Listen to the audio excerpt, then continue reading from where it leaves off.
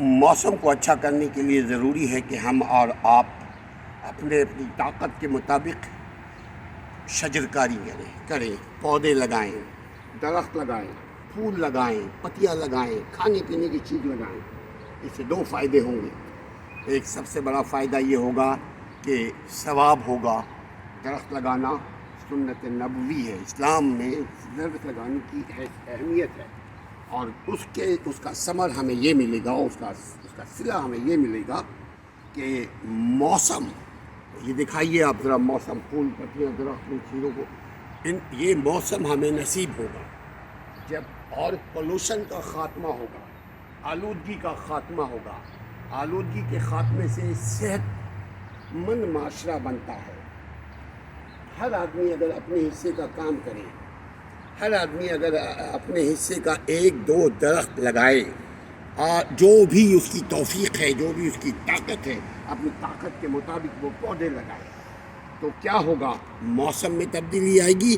सांस सिर्फ नवाज शरीफ, जरदारी, अल्ताफ़ हुसैन, इमरान खान नहीं लेता, सांस हर बशर लेता है, हर जिंदा इंसान लेता है, हर लिविंग थिंग लेता है। जो सांस लेता है हर लिविंग थिंग लेता है। जो शख्स चाहता है कि हम बीमारियों से पाक खुद रहे, अपने बच्चों को रखे, अपने माशरे को रखे, उन पर लाजिम है कि वो शजरकारी करे, दरख्त लगाएं, पौधे लगाएं, फूल लगाएं। इसके अलावा देखिए, सांस की बीमारी का ख़ात्मा होता है माशरे से, खांसी और दमे की बीमारी का ख़ात्मा होता है माशरे से। जो शख्स बीमार हो चुका, उसको तो दोबारा नहीं सही किया जा सकता, लेकिन उसको स्टेबल किया जा सकता है, उसको कंट्रोल किया जा सकता है। ज़रूरी ये है कि हम कोशिश करें खुद गर्जी से हट कर, ये ना सोचें हम दरख्त लगाएंगे तो हमारा क्या फ़ायदा होगा।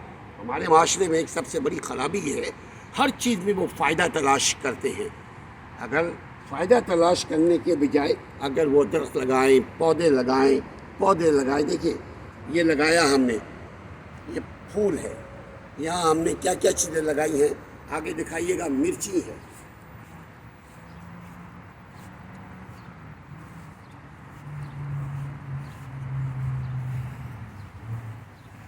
ये देखिए, ये पुदीना का पौधा है, आगे दिखाइए, ये टमाटर है,